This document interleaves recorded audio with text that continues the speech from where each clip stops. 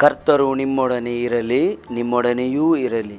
ಸಂತ ಮತ್ತೇನು ಬರೆದ ಶುಭ ಸಂದೇಶದಿಂದ ವಾಚನ. ಕರ್ತರೇ ನಿಮಗೆ ಸ್ತುತಿಯಾಗಲಿ.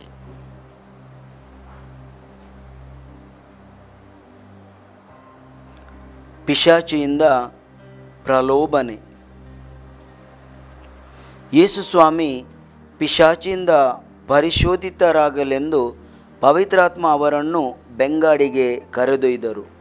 ಅಲ್ಲಿ ಯೇಸು 40 ದಿನ ಹಗಲಿರುಳು ಉಪವಾಸವಿದ್ದರು. ಅನಂತರ ಅವರಿಗೆ ಬಹಳ ಹಸಿವಾಯಿತು. ಆಗ ಶೋಧಕನು ಬಂದು, ನೀನು ದೇವರ ಪುತ್ರರೆಂಬುದು ಸತ್ಯವಾದರೆ ಈ ಕಲ್ಲುಗಳು ರೊಟ್ಟಿಗಳಾಗಲೆಂದು ಆಜ್ಞೆ ಮಾಡು ಎಂದನು. ಅದಕ್ಕೆ ಯೇಸು ಸ್ವಾಮಿ, ಪವಿತ್ರ ಗ್ರಂಥದಲ್ಲಿ ಹೇಳಿರುವ ಪ್ರಕಾರ ಮಾನವನು ಜೀವಿಸುವುದು ಆಹಾರದಿಂದ ಮಾತ್ರವಲ್ಲ, ದೇವರು ಆಡುವ ಪ್ರತಿಯೊಂದು ನುಡಿಯಿಂದ ಎಂದರು. ಬಳಿಕ ಪಿಶಾಚಿ ಅವರನ್ನು ಪವಿತ್ರ ನಗರಕ್ಕೆ, ಅಂದರೆ ಜೆರೂಸಲೇಮಿಗೆ ಕರೆದೊಯ್ದು ಮಹಾದೇವಾಲಯದ ಗೋಪುರದ ತುದಿಯ ಮೇಲೆ ನಿಲ್ಲಿಸಿ, ನೀನು ದೇವರ ಪುತ್ರನೆಂಬುದು ಸತ್ಯವಾದರೆ ಕೆಳಕ್ಕೆ ಧುಮುಕು, ಏಕೆಂದರೆ ಪವಿತ್ರ ಗ್ರಂಥದಲ್ಲಿ ಬರೆದಿರುವ ಪ್ರಕಾರ ದೇವರೇ ತಮ್ಮ ದೂತರಿಗೆ ಆಜ್ಞೆ ಮಾಡುವರು ಮತ್ತು ಇವರು ನಿನ್ನ ಕಾಲುಗಳು ಕಲ್ಲುಗಳಿಗೆ ತಾಕದಂತೆ ನಿನ್ನನ್ನು ಕೈಗಳಲ್ಲಿ ಆತುಕೊಳ್ಳುವರು ಎಂದಿತು. ಅದಕ್ಕೆ ಯೇಸು, ನಿನ್ನ ದೇವರು ಸರ್ವೇಶ್ವರ, ನೀನು ಅವರನ್ನು ಪರೀಕ್ಷಿಸಬಾರದು ಎಂದು ಸಹ ಪವಿತ್ರ ಗ್ರಂಥದಲ್ಲಿ ಬರೆದಿದೆ ಎಂದರು. ಅನಂತರ ಪಿಶಾಚಿ ಯೇಸುವನ್ನು ಬಹಳ ಎತ್ತರವಾದ ಬೆಟ್ಟಕ್ಕೆ ಕೊಂಡೊಯ್ದು ಪ್ರಪಂಚದ ಎಲ್ಲ ರಾಜ್ಯಗಳನ್ನು ಅವುಗಳ ವೈಭವವನ್ನು ತೋರಿಸಿತು. ನೀನು ನನಗೆ ಅಡ್ಡಬಿದ್ದು ಆರಾಧಿಸುವೆಯಾದರೆ ಇವೆಲ್ಲವನ್ನು ನಿನಗೆ ಕೊಡಬಲ್ಲೆ ಎಂದಿತು. ಅದಕ್ಕೆ ಪ್ರತಿ ಉತ್ತರವಾಗಿ ಯೇಸು, ಸೈತಾನನೇ ತೊಲಗು, ನಿನ್ನ ದೇವರಾದ ಸರ್ವೇಶ್ವರನನ್ನು ಆರಾಧಿಸು, ಅವರೊಬ್ಬರಿಗೆ ಸೇವೆ ಸಲ್ಲಿಸು ಎಂದು ಪವಿತ್ರ ಗ್ರಂಥದಲ್ಲಿ ಬರೆದಿದೆ ಎಂದರು. ಆಗ ಪಿಶಾಚಿ ಯೇಸುವನ್ನು ಬಿಟ್ಟು ತೊಲಗಿತು. ದೇವದೂತರು ಬಂದು ಅವರನ್ನು ಉಪಚರಿಸಿದರು. ಪ್ರಭು ಕ್ರಿಸ್ತರ ಶುಭ ಸಂದೇಶವಿದು. ದೇವರಿಗೆ ಸ್ತುತಿಯಾಗಲಿ. ದೇವರಿಗೆ ಮನ್ನಣೆ, ಸೈತಾನನಿಗೆ ನಿರ್ಲಕ್ಷ್ಯ. ಇವತ್ತಿನ ಶುಭ ಸಂದೇಶದಲ್ಲಿ ಯೇಸುವಿಗೆ ಬರುವ ಪ್ರಲೋಭನೆಗಳು, ಇದರ ಬಗ್ಗೆ ನಾವು ತಿಳಿಯುತ್ತೇವೆ ಪ್ರಿಯರೇ. ಯೇಸು ಇದನ್ನು ಎದುರಿಸಿ ದೇವರಿಗೆ ಮನ್ನಣೆ ಕೊಡುತ್ತಾರೆ. ಶೈತಾನನನ್ನು ಧಿಕ್ಕರಿಸುತ್ತಾ ಬಹಿಷ್ಕರಿಸುತ್ತಾರೆ, ವಿಜಯಶಾಲಿಯಾಗುತ್ತಾರೆ. ಇವತ್ತಿನ ವಾಚನದಲ್ಲಿ ನಾವು ಕಾಣುವ ವಿಷಯ, ಪವಿತ್ರಾತ್ಮನು ಯೇಸುವನ್ನು ಬೆಂಗಾಡಿಗೆ ಕರೆದೊಯ್ದರು ಎಂಬುದಾಗಿ.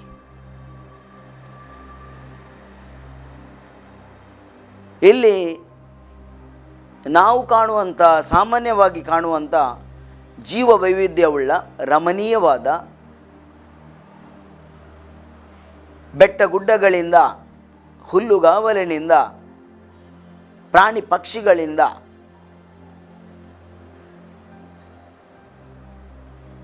ಹರಿದಾಡುವ ನೀರಿನಿಂದ, ಶುಭ್ರವಾದ ರಮಣೀಯವಾದ ದೃಶ್ಯಗಳನ್ನು ಕಾಣುವಂಥ ಕಾಡುಗಳಲ್ಲ.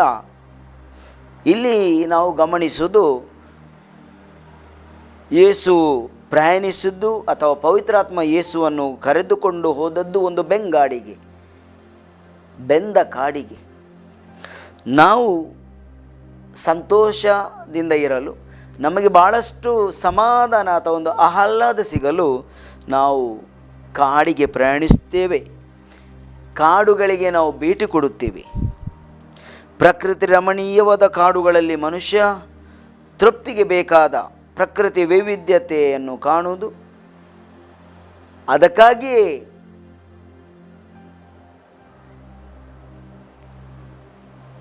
ಈ ಕಾಡುಗಳಿಗೆ ಭೇಟಿ ಕೊಡುವುದು ನಾವು ಕಾಣುತ್ತೇವೆ. ಪ್ರತ್ಯೇಕವಾಗಿ ಮಕ್ಕಳಿಗೆ, ಹೆಚ್ಚು ಬರೆಯುವ ಬರಹಗಾರರಿಗೆ, ಹೆಚ್ಚೆಚ್ಚು ಕೆಲಸಗಳಲ್ಲಿ ಮಗ್ನರಾಗಿರುವ ವ್ಯಕ್ತಿಗಳಿಗೆ ತುಸು ಕಾಡುಗಳಿಗೆ, ಅರಣ್ಯಕ್ಕೆ, ಒಳ್ಳೊಳ್ಳೆಯ ವಿವಿಧತೆ ಇರುವ ಸ್ಥಳಗಳಿಗೆ ಹೋಗುವುದಂದರೆ ಭಾಳ ಖುಷಿ.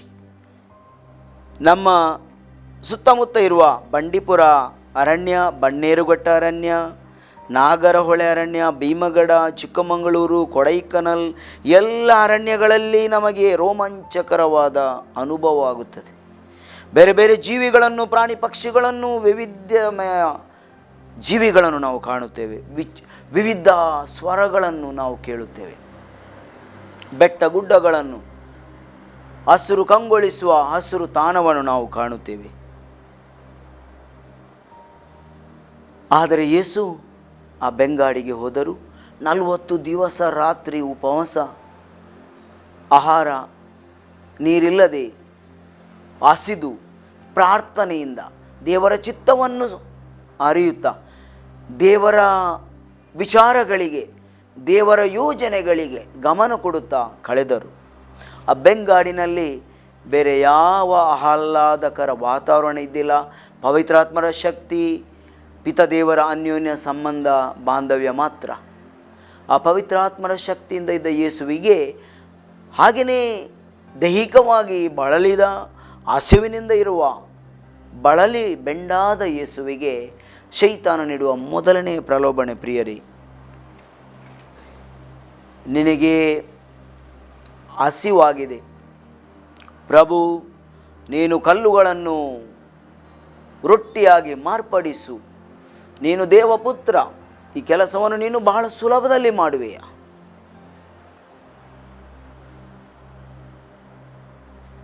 ಆ ಪ್ರಲೋಭನೆ ಸೈತನ ನೀಡುವಾಗ ಪ್ರಭು ಯೇಸು ನುಡಿಯುತ್ತಾರೆ, ದೇವರನ್ನು, ದೇವರ ವಾಕ್ಯಗಳನ್ನು ನೀನು ಮನ್ನಣೆ ಮಾಡಬೇಕು, ಗೌರವಿಸಬೇಕು. ಯಾವ ಮನುಷ್ಯನೂ ಸಹ ರೊಟ್ಟಿಯಿಂದ ಮಾತ್ರ ಜೀವಿಸುವುದಿಲ್ಲ. ಮನುಷ್ಯನ ಬಾಯಿಂದ ಹೊರಡುವ ಪ್ರತಿಯೊಂದು ಶಬ್ದಗಳಿಂದ ಜೀವಿಸುತ್ತಾನೆ ಎಂಬುದಾಗಿ ಸೈತಾನನಿಗೆ ಪ್ರಭು ಯೇಸು ತಿಳಿಸುತ್ತಾರೆ. ಪ್ರಿಯರೇ,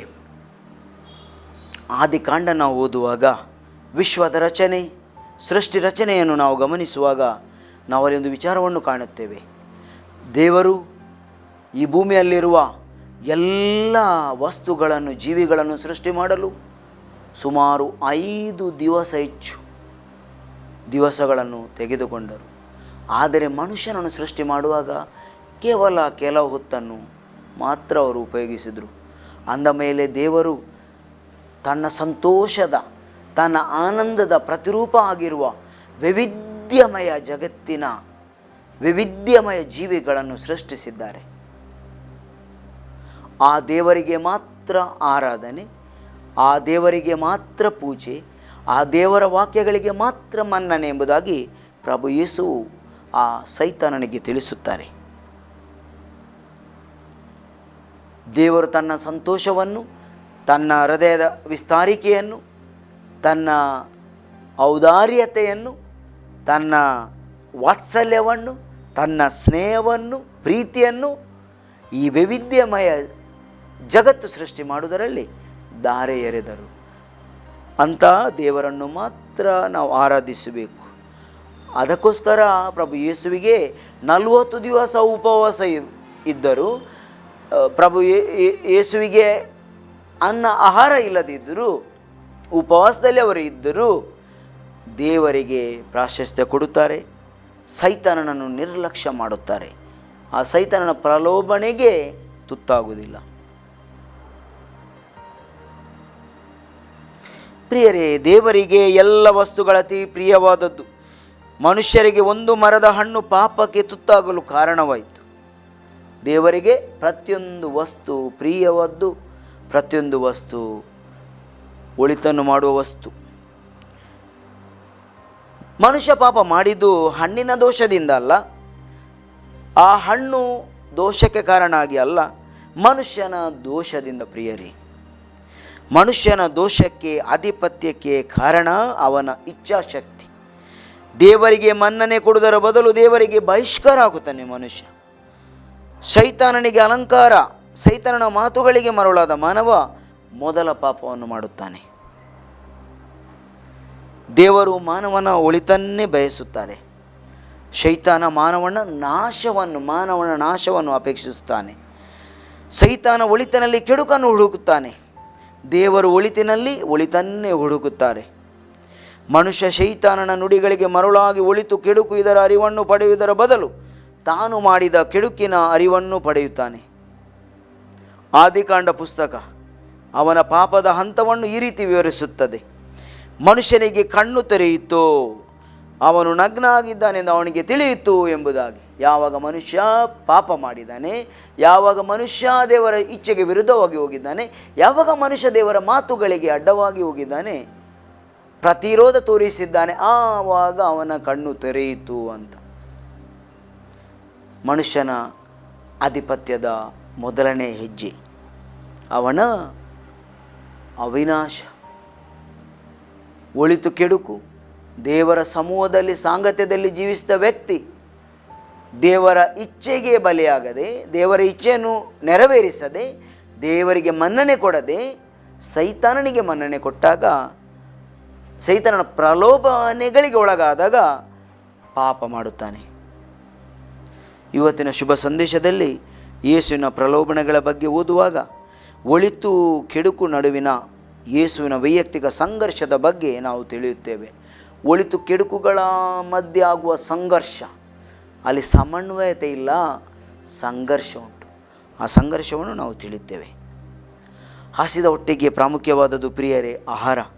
ಹಸಿವಿನ ಸಮಯದಲ್ಲೇ ಆಹಾರವನ್ನು ಪಡೆಯುವ ಬಗ್ಗೆ ಪ್ರಲೋಭನೆ. ಮಾನಸಿಕ ಶಾಸ್ತ್ರಜ್ಞರ ಪ್ರಕಾರ ಒಬ್ಬ ಮನುಷ್ಯನಿಗೆ ಊಟ, ನೀರು, ನಿದ್ರೆ, ವಸತಿ, ನೈರ್ಮಲ್ಯ ಮನುಷ್ಯನಿಗೆ ಇರುವ ಮೂಲಭೂತ ಬೇಡಿಕೆ. ಯಾವಾಗ ಮನುಷ್ಯನಿಗೆ ಬಾಲ್ಯತನದಿಂದ ಇಂಥ ಮೂಲಭೂತ ಬೇಡಿಕೆ ಸಿಗುವುದಿಲ್ಲವೋ ಆ ಮನುಷ್ಯ ಮಾನವನಾಗಿ ಆರೋಗ್ಯವಂತ ಸಂತೋಷದಾಯಕ ವ್ಯಕ್ತಿಯಾಗಿ ಬಾಳಲು ಸಾಧ್ಯನೇ ಇಲ್ಲ. ಆದ್ದರಿಂದ ಮೂಲಭೂತವಾಗಿ ಒಬ್ಬ ಮನುಷ್ಯನಿಗೆ ಬೇಕಾದ್ದು ಆಹಾರ, ನೀರು, ವಸತಿ, ನಿದ್ರೆ ಹಾಗೂ ನೈರ್ಮಲ್ಯ. ಮನುಷ್ಯನಿಗೆ ಇರುವ ಮೂಲಭೂತ ಬೇಡಿಕೆಗಳು. ಯೇಸು 40 ದಿವಸ ಹಗಲು ರಾತ್ರಿ ಹಸಿವಿನಿಂದ ಇದ್ದರೂ ಸರಿಯಾದ ನಿದ್ರೆ ಇಲ್ಲದೇ ಇದ್ದರೂ ಸೈತಾನನ ತಂತ್ರಗಾರಿಕೆಗೆ ಬಲಿಯಾಗುವುದಿಲ್ಲ. ದೇವರ ಪ್ರೀತಿಯ ಒಳಿತಿನಿಂದ ವೈಯಕ್ತಿಕ ಪ್ರತಿಷ್ಠೆಯ ಒಳಿತಿಗೆ ಬದಲಾಯಿಸುವುದು ದೇವರ ಚಿತ್ತಕ್ಕೆ ಲಕ್ಷ್ಯ ಕೊಡದೆ ಜಗತ್ತಿನ ಶಾರೀರಿಕ ಚಿಂತನೆಗಳಿಗೆ, ಬೇಡಿಕೆಗಳಿಗೆ ಗಮನ ಕೊಡುವುದು ಸೈತಾನನ ಪ್ರಲೋಭನೆ. ಈ ತಂತ್ರಗಾರಿಕೆಗೆ ಯೇಸುವನ್ನು ಬಲಿಪಶು ಮಾಡಲು ಸೈತಾನನಿಗೆ ಆಗಿಲ್ಲ. ದೇವರ ಪ್ರೀತಿಯ ಒಳಿತಿನ ಬದಲು ವೈಯಕ್ತಿಕ ಪ್ರತಿಷ್ಠೆಗೆ ಆ ಕಲ್ಲುಗಳನ್ನು ರೊಟ್ಟಿಯಾಗಿ ಮಾರ್ಪಾಡು ಮಾಡುವ ಸ್ವಯಂ ಪ್ರತಿಷ್ಠೆಗೆ ಸೈತಾನ ಪ್ರಲೋಭನೆ ಕೊಡುವಾಗ ಯೇಸು ಆ ಪ್ರಲೋಭನೆಗೆ ಬಲಿಯಾಗುವುದಿಲ್ಲ. ಪ್ರಿಯರೇ, ಪ್ರಕೃತಿ ರಮಣೀಯವಾದ ಕಾಡುಗಳಲ್ಲಿ ಪ್ರಲೋಭನೆ, ಬೆಂಗಾಡಿನ ಕಾಡುಗಳಲ್ಲಿ ಪ್ರಲೋಭನೆ, ಮರುಭೂಮಿಯಲ್ಲಿ ಪ್ರಲೋಭನೆ, ಮನುಷ್ಯ ಎಲ್ಲೆಲ್ಲಿ ವಾಸಿಸ್ತಾನೋ ಅಲ್ಲಿ ಪ್ರಲೋಭನೆ ಸೈತಾನನಿಂದ ಸಿಗುವುದು ಸ್ವಾಭಾವಿಕ. ಪ್ರಭು ಯೇಸುವಿನ ಜೀವನದ ಪ್ರಮುಖ ಬೇಡಿಕೆ ಪ್ರಿಯರೇ ಆಹಾರ ಅಲ್ಲ, ದೇವರು. ಕಲ್ಲನ್ನು ಬ್ರೆಡ್ ಆಗಿ ಪರಿವರ್ತಿಸುವುದು ದೊಡ್ಡ ವಿಚಾರವಲ್ಲ. ಅದಕ್ಕಿಂತ ಮಿಗಿಲು ದೇವರು ಆಡುವ ಪ್ರತಿಯೊಂದು ನುಡಿಮುತ್ತುಗಳು. ಚಿನ್ನ, ಬೆಳ್ಳಿ, ವಜ್ರ, ವೈಡೂರ್ಯ ಮತ್ತು ರತ್ನಕ್ಕಿಂತಲೂ ದೇವರ ವಾಕ್ಯ ಹೆಚ್ಚು ಬೆಲೆ ಬಾಳುವಂಥದ್ದು ಎಂಬುದಾಗಿ ಯೇಸು ನುಡಿಯುತ್ತಾರೆ ಸೈತಾನನಿಗೆ. ಹಾಗೂ ಸೈತಾನನು ನೀಡುವ ಪ್ರಲೋಭನೆಗೆ ಪ್ರಭು ಯೇಸು ಒಳಗಾಗುವುದಿಲ್ಲ. ಎರಡನೇ ಪ್ರಲೋಭನೆ ಪ್ರಿಯರೇ, ಯೇಸು ನೇರವಾಗಿ ಸೈತಾನಗೆ ನುಡಿಯುವಂಥದ್ದು ದೇವರನ್ನು ಪರೀಕ್ಷಿಸಲು ಯೋಚನೆ ಮಾಡಬೇಡ ಎಂದು. ನಾವು ದೇವರನ್ನು ಸರ್ವಸಾಮಾನ್ಯವಾಗಿ ಪರೀಕ್ಷೆ ಮಾಡಲು ಯಾವಾಗಲೂ ಪ್ರಯತ್ನ ಮಾಡಬಾರದು. ಪ್ರಭು ಯೇಸುವೇ ನಮಗೆ ನುಡಿಯುವ ಮಾತುಗಳನ್ನು ನೆನಪಿಸುವ, ನೀನು ನಿನ್ನ ದೇವರನ್ನು ಸರ್ವಶಕ್ತಿಯಿಂದಲೂ, ಮನಸ್ಸಿನಿಂದಲೂ, ಆತ್ಮದಿಂದಲೂ, ದೇಹದಿಂದಲೂ ಪ್ರೀತಿಸು.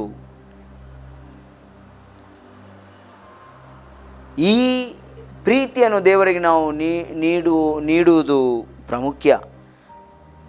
ಹಾಗೆಯೇ ಆ ದೇವರ ಪ್ರೀತಿಯ ಸಮಾನ ರೀತಿಯಲ್ಲಿ ನಾವು ನಮ್ಮನ್ನು ಪ್ರೀತಿಸ್ತೇವೆ ಪ್ರಿಯರೇ. ನಮ್ಮನ್ನು ನಾವು ಪ್ರೀತಿಸಿದಾಗೆ ಪರರನ್ನು ಪ್ರೀತಿಸುವುದು ಬಹಳಷ್ಟು ಪ್ರಾಮುಖ್ಯ. ಯೇಸು ಸೈತಾನನಿಗೆ ನುಡಿಯುವ ಮಾತು, ದೇವರನ್ನು ನೀನು ಪರೀಕ್ಷಿಸಬೇಡ. ದೇವರು ಸರ್ವಕಾಲಿಕ ಸದ್ಗುಣವಂತರು, ಅವರಲ್ಲಿ ಕೆಡುಕು ಇಲ್ಲ. ಅವರನ್ನು ಪರೀಕ್ಷಿಸಿ ನೀನು ಏನು ಮುಗಿಲೆತ್ತರಕ್ಕೆ ಬೆಳೆಯಲಿಕ್ಕೆ ನಿನಗೆ ಸಾಧ್ಯ ಇಲ್ಲ. ದೇವರು ಸೃಷ್ಟಿಕರ್ತರು, ಆ ದೇವರನ್ನು ಪರೀಕ್ಷಿಸಬೇಡ ಎಂಬುದಾಗಿ ಪ್ರಭು ಯೇಸು ಸೈತಾನನಿಗೆ ತಿಳಿಸುತ್ತಾರೆ. ಸೈತಾನನ ಮೂರನೇ ಪ್ರಲೋಭನೆ ಪ್ರಿಯರೇ,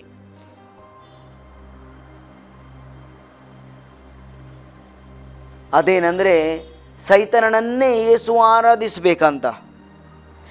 ಯೇಸುವಿನ ಉತ್ತರ, ಸೈತಾನನೇ ಇಲ್ಲಿಂದ ತೊಲಗು, ನಿನ್ನ ದೇವರಾದ ಸರ್ವೇಶ್ವರನನ್ನು ಆರಾಧಿಸು, ಅವರೊಬ್ಬರಿಗೆ ಸೇವೆ ಸಲ್ಲಿಸು ಎಂದು ಪವಿತ್ರ ಗ್ರಂಥದಲ್ಲಿ ಬರೆದಿದೆ ಎಂಬುದಾಗಿ ಪ್ರಭು ಯೇಸು ಸೈತಾನನಿಗೆ ತಿಳಿಸುತ್ತಾರೆ. ಈ ಮೂರನೇ ಪ್ರಲೋಭನೆ ಪ್ರಭು ಯೇಸುವಿನ ಮನಸ್ಸಿಗೆ, ಹೃದಯಕ್ಕೆ, ಆತ್ಮಕ್ಕೆ ಯಾವ ರೀತಿಯಲ್ಲೂ ಹಿಡಿಸುವ ಒಂದು ವಿಚಾರ ಅಲ್ಲ. ಪ್ರಭು ಯೇಸು ಇಂಥ ವಿಚಾರಗಳನ್ನು ದ್ವೇಷಿಸುತ್ತಾರೆ. ಕೋಪದಲ್ಲಿ ಗದರಿಸಿ ಬೆದರಿಸಿ ಸೈತಾನನನ್ನು ತೊಲಗಿಸುತ್ತಾರೆ, ನಡೀಲಿಂದ ಅಂತ ಹೇಳ್ತಾರೆ. ಯೇಸು ನುಡಿದ ಮಾತುಗಳು ದೇವರ ಇಚ್ಛೆ ನೆರವೇರಿಸುವುದನ್ನೇ ಜೀವನದ ಆಹಾರ ಎಂಬುದಾಗಿ ತಿಳಿಸುತ್ತವೆ. ಯೇಸು ನುಡಿದ ಮಾತುಗಳು, ನಾನು ಈ ಭೂಮಿಗೆ ಬಂದದ್ದೇ ದೇವರ ಇಚ್ಛೆಯನ್ನು, ಪ್ರಭು ಯೇಸುವಿನ ಪಿತ ದೇವರ ಇಚ್ಛೆಯನ್ನು ನೆರವೇರಿಸಲು, ಅದುವೇ ನನ್ನ ಆಹಾರ. ಎಲ್ಲ ಕಟ್ಟಳೆಗಳಿಗಿಂತಲೂ ಅತಿ ಶ್ರೇಷ್ಠವಾದ ಕಟ್ಟಳೆಗಳು ಯಾವುದು ಎಂಬುದಾಗಿ ಯೇಸುವನ್ನು ಕೇಳುವಾಗ, ಸರ್ವಶಕ್ತಿಯಿಂದ ಮನಸ್ಸಿನಿಂದ ದೇವರನ್ನು ಪ್ರೀತಿಸು, ನಿನ್ನನ್ನು ನೀನು ಪ್ರೀತಿಸಿದಂತೆಯೇ ಪರರನ್ನು ಪ್ರೀತಿಸು ಎಂಬುದಾಗಿ ಪ್ರಭು ಯೇಸು ತಿಳಿಸುತ್ತಾರೆ. ನಮ್ಮ ಸಾಮಾನ್ಯ ಜೀವನದಲ್ಲಿ ನಾವು ಎಷ್ಟೋ ಸಲ ಪಿಶಾಚಿ ಪೀಡನೆಯಿಂದ, ಆಮಿಷಗಳಿಂದ ಬಲಿಯಾಗುತ್ತೇವೆ. ಆದರೆ ಯೇಸುವು ಆ ಪಿಶಾಚಿಯನ್ನೇ ಓಡಿಸುತ್ತಾರೆ. ಇಂತಹ ಯೇಸುವು ಆ ಪಿಶಾಚಿಯನ್ನೇ ಓಡಿಸುವುದನ್ನು ನಾವು ಮೂರನೆಯ ಪ್ರಲೋಭನೆಯ ಸಂದರ್ಭದಲ್ಲಿ ಕಾಣುತ್ತೇವೆ. ಇಂತಹ ಯೇಸು ಭೂಮಿಗೆ ಬಂದದ್ದು ಸೈತಾನನ ಗುಲಾಮನಾಗಲು ಅಲ್ಲ, ಅವನನ್ನು ಆರಾಧಿಸಲು ಅಲ್ಲ, ಬದಲಾಗಿ ಅವನನ್ನು ಓಡಿಸಲು. ಆದುದರಿಂದ ಪ್ರಭು ಯೇಸುವಿನ ಸಾಮ್ರಾಜ್ಯ ನಮ್ಮ ಜೀವನದಲ್ಲಿ ಸದಾಕಾಲ ಒಳಿತನ್ನು ಮಾಡುವ ರಾಜಾಧಿಪತ್ಯದ ಸಾಮ್ರಾಜ್ಯ ಆಗಬೇಕು. ಸೈತಾನನನ್ನು ಆರಾಧಿಸುವ, ಅವನ ಸಂಪತ್ತನ್ನು ಪ್ರೀತಿಸುವ, ಅವನಿಗೆ ಬಹುಮಾನ ಕೊಡುವ, ಅವನ ಪ್ರತಿಷ್ಠೆಗೆ ಒಳಗಾಗಿ ಅವನ ಕೆಲಸಗಳನ್ನು ಮಾಡುವ ಹಂಬಲ ಪ್ರಲೋಭನೆಗೆ ನಾವು ಒಳಗಾಗಬಾರದು. ಆದ್ದರಿಂದ ಹಿಂದಿಯಲ್ಲಿ ಯೇಸುವಿನ ಬಗ್ಗೆ ಹಾಡುವ ಆ್ಯಕ್ಷನ್ ಸಾಂಗ್ ನಮಗೆ ಪ್ರಲೋಭನೆಗಳನ್ನು ಎದುರಿಸಲು ಶಕ್ತಿ, ಸ್ಫೂರ್ತಿ ಕೊಡುತ್ತದೆ. ನೀವು ಕೇಳಿದ್ದಿರ್ಬೋದು ಈ ಆ್ಯಕ್ಷನ್ ಸಾಂಗ್. ಯೇಶು ಬಾಬಾ ಆಯಾ शैतान को भगाया, यीशु बाबा आया, शैतान को भगाया, लूसीफर भी आया, उसको भी भगाया, लूसीफर भी आया, उसको भी भगाया. तद्दिन तिन दिन चेक, तद्दिन तिन दिन चेक, तद्दिन तिन दिन चेक, तद्दिन तिन दिन चेक. हालेलूया. ಪ್ರಿಯರೇ, ಪ್ರಭು ಯೇಸು ದೇವರಿಗೆ ಸ್ತೋತ್ರ ಸಲ್ಲಿಸಲು, ದೇವರ ಸಾಮ್ರಾಜ್ಯವನ್ನು ನಮಗೆ ಸಮರ್ಪಿಸಲು ಈ ಭೂಮಿಗೆ ಬಂದದ್ದು. ಆ ಪ್ರಭು ಯೇಸುವಿನ ವಾಕ್ಯಗಳು, ಆ ಪ್ರಭು ಯೇಸುವಿನ ಧೋರಣೆ, ಆ ಪ್ರಭು ಯೇಸುವಿನ ಸಮರ್ಪಣೆ ನಮಗೆ ಆದರ್ಶವಾಗಲಿ. ಆ ಯೇಸುವಿನಿಂದ ಸೈತಾನನನ್ನು ಓಡಿಸುವ ಆ ಹಿಂದಿ ಆ್ಯಕ್ಷನ್ ಸಾಂಗ್ ಅಥವಾ ಅಂತಹ ಮಾತುಗಳು ನಮಗೆ ಯಾವಾಗಲೂ ಸ್ಫೂರ್ತಿ ಕೊಡಲಿ, ನಮ್ಮ ಮನಸ್ಸಿಗೆ ಜ್ಯೋತಿಯನ್ನು ಉದ್ದೀಪನಗೊಳಿಸಲಿ, ನಮ್ಮ ಶಕ್ತಿ ವೃದ್ಧಿಸಲಿ. ನಮ್ಮ ಜೀವನ ಪ್ರಭು ಯೇಸುವಿನ ಆಶಯಗಳಿಗೆ, ದೇವರ ವಾಕ್ಯಗಳಿಗೆ ಮುಡಿಪಾಗಲಿ. ಆಮೇಲೆ